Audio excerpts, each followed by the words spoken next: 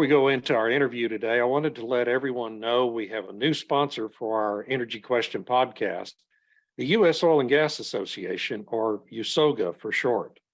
First established in 1917, USOGA has been an effective and creative voice for the industry for more than a century now. USOGA is dedicated to educating the public, policymakers, and legislators at the federal, state, and local levels about the value of the domestic oil and natural gas industry.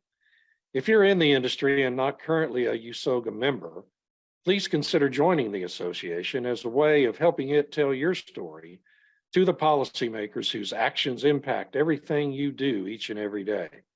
You can start that process by contacting USOGA through its website, usoga.org.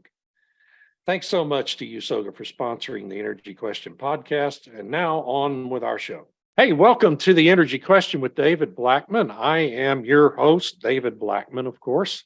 And my special guest today is Kip Eideberg, who's the Senior Vice President for Government and Industry Relations at the Association of Equipment Manufacturers, which is a venerable organization representing manufacturers in the country, based in Milwaukee, Wisconsin, but Kip's in the Washington office. Kip, how are you doing today? David, I'm doing great. Thank you so much for having me on the show today. I'm looking forward to the conversation. Me too. This is a really interesting area for me. So much of what's happening, and I focus mainly on energy, and so much of what's happening in the energy space is based in manufacturing. As its base, of course, the whole energy industry uses tons of all kinds of equipment that your members make. And so it's really the basis of the energy business. So I was really glad when I was contacted by one of your representatives recently to see if I'd be interested in having you on, and I jumped on the opportunity. I want to start though, before we get into the Q&A, just give you a few minutes to talk about AEM, and give us some of your background and the background of the association. Yeah, you bet. So as you said, we are the Association of Equipment Manufacturers. We've been around for 127 years. So we know just a little bit about what it takes to make things here in America. We've got about 1,000 member companies, David, and they range from large multinational OEMs down to small family-owned OEMs, manufacturers of parts and components as well. Roughly 2.3 million jobs across the country. $316 billion economic output each year. We are 1 in 9, or we represent 1 in 9 manufacturing jobs in America. That's 11% Wow. Total. Yeah, the total U.S. manufacturing workforce. So we are a sizable slice of U.S. manufacturing. We're spread out across the country. In the Midwest, obviously, many people associate manufacturing with the Midwest. But actually, our largest footprint in terms of jobs, 350,000 jobs, are in Texas. How about that? God bless Texas. Yes, indeed. Yeah. And of course, a lot of that, as you can imagine, right, is driven by the oil and gas industry, as well as mining. So a lot of our member companies are in Texas for that reason. Also, it's a pretty good business climate for manufacturing. But you'll find us, as I said, in the Midwest, in the Southeast, on the West Coast, up along the Eastern Seaboard as well. One thing I think that is a bit unique about our association is that not only do we represent our member companies and their interests in front of elected officials, at the state, the federal level, trying to advocate for pro-manufacturing policies, we also own and operate trade shows. So we connect our member companies with their customers. We try to really make sure that our members are well positioned to do what they do best, right, which is to make great equipment here in America and sell it to customers in the U.S. and across the world. Well, you talk about the Texas footprint for your member companies. And that doesn't surprise me. Texas, of course, is a huge geographic space, second most population in the country. I wonder, first of all, is a lot of the manufacturing installations kind of focused heavily on the Gulf Coast area to facilitate exports, or are you more spread out across the state? We are more spread out. Yes, we have concentrations of members in the Dallas area, the Houston area. There's a cluster around Waco, Yeah. uh, but and some smaller manufacturers out west, and even Longview has a few members as well there. So obviously they take advantage of the great port and ports really that you have in Texas, both seaports and land ports for that matter. Yeah. The great multimodal terminals that Texas has built and invested in, right, so that we can bring components in from around the country and around the world, and then ship world-class equipment out from Texas to customers. So, yeah, our footprint is pretty diverse across the state, David. So interesting to me when I look at and I have a list of the five biggest manufacturing states in the country. Behind Texas, there's Indiana, Illinois, Wisconsin, Ohio, so all in the Midwest. It's when you really think about though where the population centers are, and really the size of the economy in California, it's surprising to me that California is not on that list.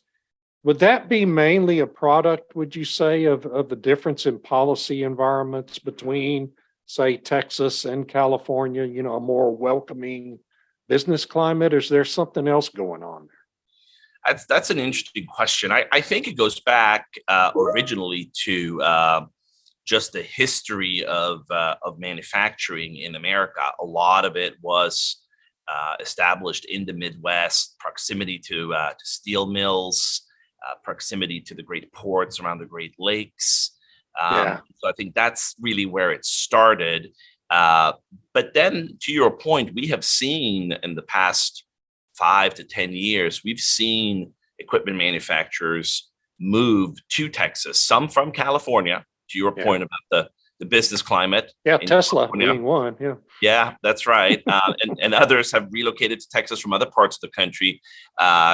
Illinois has seen an outflux of equipment manufacturers to either neighboring states like Indiana or Wisconsin, but some to Texas as well. So I think it's probably more just the welcoming atmosphere that you have in Texas, coupled with some sound public policy and a business environment that really incentivizes manufacturing and other activities there than anything else. So we're thrilled. All our members too are thrilled to be in Texas. It's got a lot to offer for our member companies. Yeah, we're so lucky to have that kind of business here in the state, and just from the standpoint of jobs that are so plentiful here in Texas. And I remember during the Great Recession was a great example of how the business environment in Texas kept going and was pretty strong, thanks mainly to oil and gas business, but also the businesses that support oil and gas when the national economy just collapsed, basically. And so it's just we've been very, very lucky to have that welcoming environment here in Texas. You guys recently put out an economic impact report I want to give you a chance to talk about, because it's the first one, but like so many other aspects of our society, you didn't do it during COVID and in the wake of COVID. So this is the first one you released since we came out of the pandemic, and I want to give you a chance to talk about some of the findings in that report.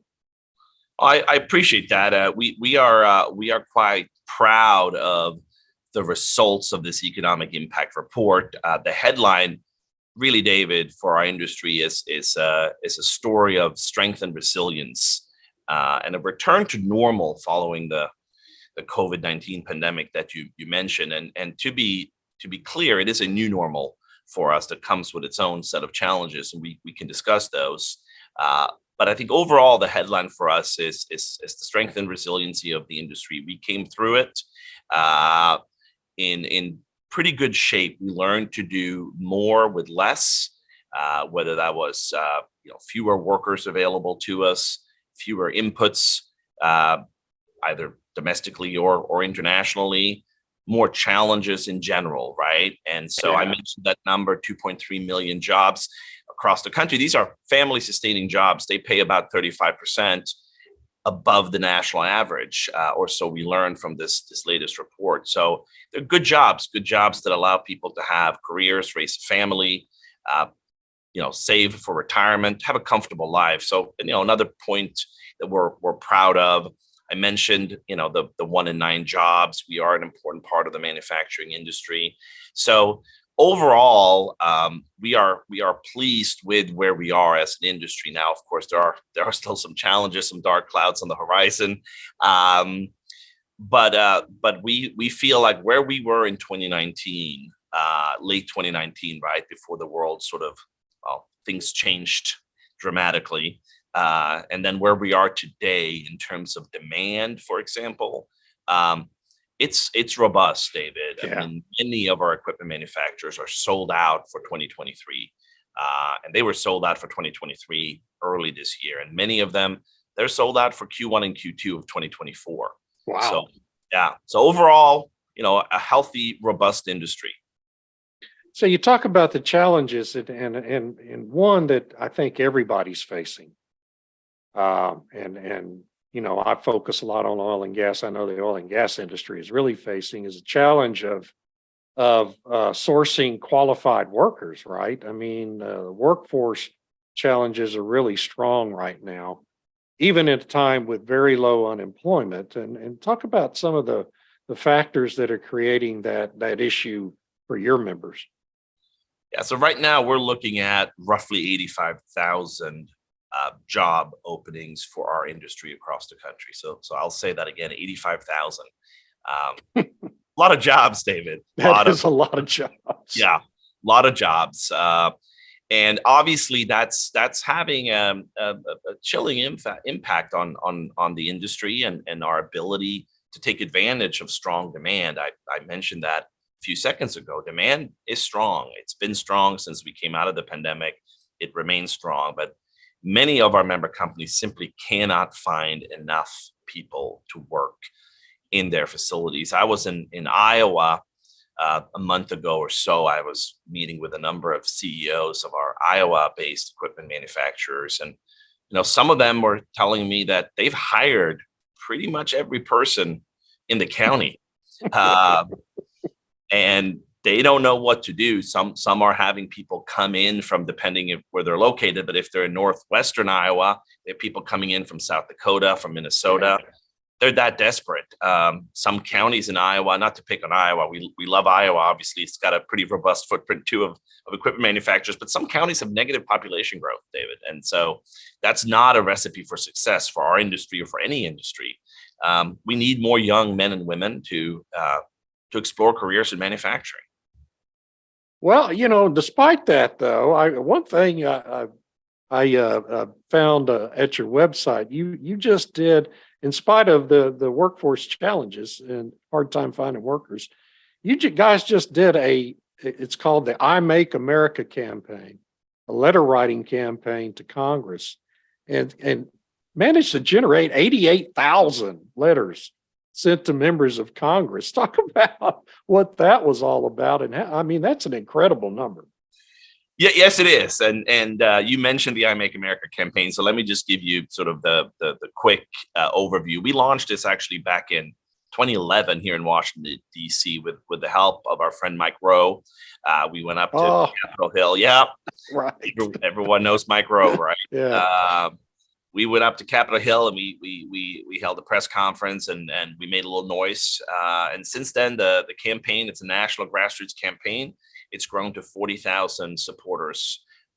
Many of them work for our member companies, but you don't have to necessarily work. You don't have to at all actually work for our member companies to be part of it. We have other supporters who either work for suppliers, for dealers, distributors. Some are contractors, other are farmers. Everyone really just supports American manufacturing. That's the at the center of this campaign. And yeah, we did mobilize a number of folks, a number of our supporters, and they did generate 88,000 letters to Congress. We know that many member offices got thousands of letters. And it was really around three things, David. Number one is we want Congress to pass a farm bill this year. It expires at the end of September, so we need that safety net and certainty for farmers and ranchers. We urge them to move policies that will incentivize domestic energy production. Obviously, it's hard to run a manufacturing plant if you don't have access to energy. So we need safe, affordable energy, and that also has national security implications, as you know, right, better than most people. Yes, sir. And then thirdly, permitting reform. Our permitting system is archaic. It is sluggish.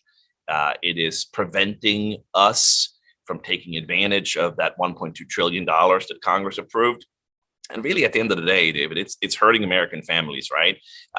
It's hurting their ability to get to work, to take their kids to soccer practice, to go to that family barbecue. So we certainly hope that those 88,000 letters will generate a little bit of action in Congress. We haven't seen much on either of those three issues so far. No, and you and I were talking before we started recording about it almost feels like they're other than Joe Manchin, of course, who has been all over that issue and remains there.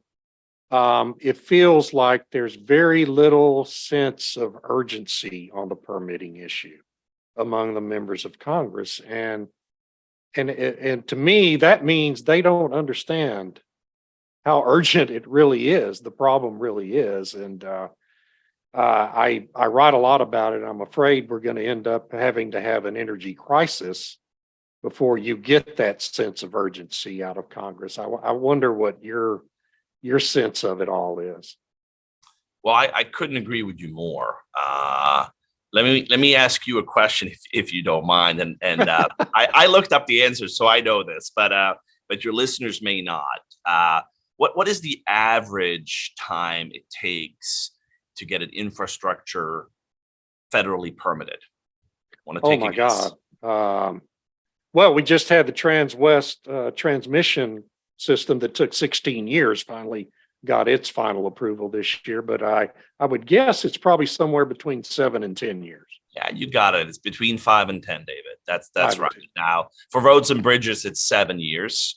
An electrical transmission line is about 4. And again, these are averages, right? So we also hear horror stories like the example you just mentioned. And so, the question that we're asking lawmakers, state and federal, but federal in particular, is why in the 21st century in the United States of America should it take 5 to 10 years to get a project not built, mind you, right, but permitted?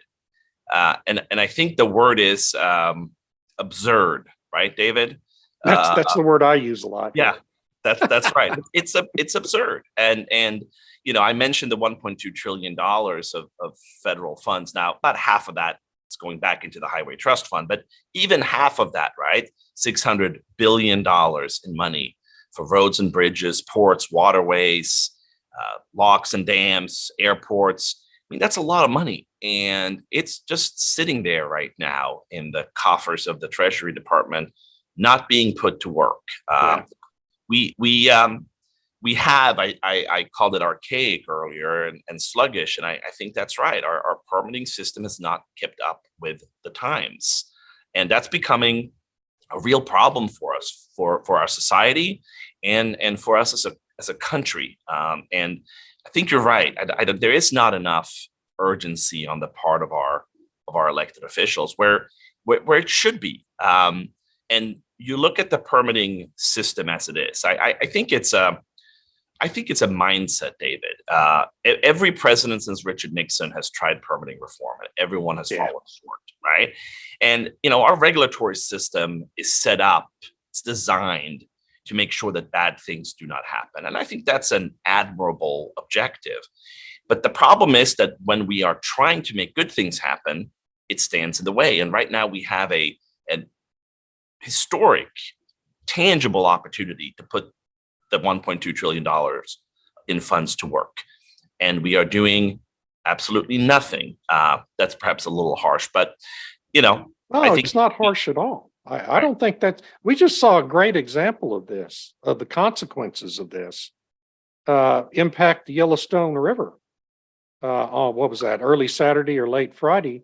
We had a bridge, an old, rickety old rail bridge that goes over the Yellowstone River, collapse with a train on top of it carrying asphalt and molten sulfur.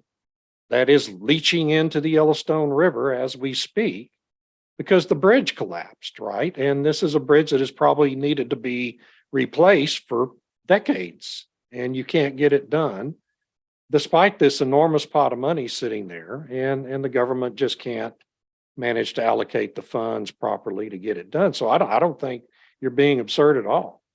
Well, and what I worry about, David, and I agree with you, by the way. I worry that it will take a school bus full of children on that bridge before, God forbid, right, before something happens or an energy crisis. And the other aspect of the permitting reform debate, which is sorely lacking, is that it ties in with national security. Our competitors are not holding back. In fact, they're moving full speed ahead, and we're getting left behind. China this year is estimated to be building 1,800 miles of new railway. 1,800 miles of new railway. Meanwhile, Amtrak just announced that their new high-speed trains that running from Boston to Washington will be delayed yet another year because the tracks are so old and outdated. They can't even put the new trains on the tracks. And so you're looking at it from that lens, right, or through that lens, and it's real scary. And I'm not suggesting, by the way, that we should not approach any infrastructure project methodically. Obviously, we want to take care that we do it right, not cutting corners for safety reasons, for environmental reasons, for all good reasons. But I think we can do that in less than 5 to 7 years because the other countries can. Yeah, and you talk about that, the safety and environmental aspects of this. And when you really analyze and you look at the permitting delays, what delays permitting of these big projects, and not just of energy, but any big infrastructure project, virtually all of it has to do with our major environmental protection laws, Clean Air Act, Clean Water Act, Endangered Species Act, and safety. And so it's a real conundrum from a policy standpoint. And then the other big piece, of course, is stakeholder rights, who are, stakeholders who don't want to have their land condemned for a pipeline or a transmission line project, things like that, people protecting their property rights. And so these things are very difficult to resolve in our system as it is. But when you talk about the point I like to make to people, when you talk about the DOE saying we need to build 47,000 miles of new high voltage transmission lines in the next 12 years, and it just took us 16 years to permit a single 732-mile transmission line. The thought that you're going to be able to accomplish that in the system as it is seems frankly ridiculous to me. It seems impossible. And so I admire, this is a long way around to saying, I admire the work you're doing in this regard, and I hope you have success, because it really is a tough nut to crack in defense of these policymakers who are struggling with it. They are, and I think the answer to your question earlier, right, is that it will not get done, sadly, because if that many new transmission lines, and one took 16 years. It's going to have real life consequences for all of us, right? And you asked me earlier about some of the challenges facing the industry. Obviously, workforce is one, and we talked about that. But the cost of energy is another one. Yeah. And if we want the United States, and I think we all do, right? Certainly you and I do, Dave. If we want the United States to be the preeminent location for manufacturers, whether they are U.S. owned or foreign owned for that matter, it doesn't matter. We want people to come to this country to manufacture, the great state of Texas and across the country. We need to have workers, obviously, and we need to have access to affordable, reliable energy. And without those two, it's game over. So I think you're absolutely right to be worried. We're worried. We remind lawmakers every chance we get that they got to pay attention to this, and that there is a middle way. Because if you look at our friends and allies in Europe, for example, the Dutch are a great example of a country that really relies on infrastructure for their survival in terms of, making sure that, they don't get swallowed by the Atlantic Ocean, right? I mean, and they've got an incredibly sophisticated system of levees and locks and dams and roads to navigate around, some of the pretty massive challenges that Mother Nature is throwing their way, and they've been able to do it. I'm not an expert on the Dutch, legal system or their regulatory system, but I hazard a guess that their regulatory system probably, is no less burdensome than ours. But I think what they've done there is that they've struck the right balance between having a regulatory system that does what it's supposed to do, which is to have some safeguards in place, but also to enable businesses to be successful. Whereas our system right now, I feel like, yes, it protects, but it does so in a way that, like, to your point, right, 16 years to get a permit. I mean, what are we doing? Yeah, and it's holding up renewable related projects, not just fossil fuel kind of stuff. I mean, and electricity, of course, is the enabler of the expansion of renewable energy in this country. So if you can't build the transmission lines, wind and solar are going to be very limited, and so are electric vehicles, and that's just the way it's going to be. The last thing I want to ask you about is a challenge everyone is facing, and I'm sure manufacturers are too, and that is supply chains.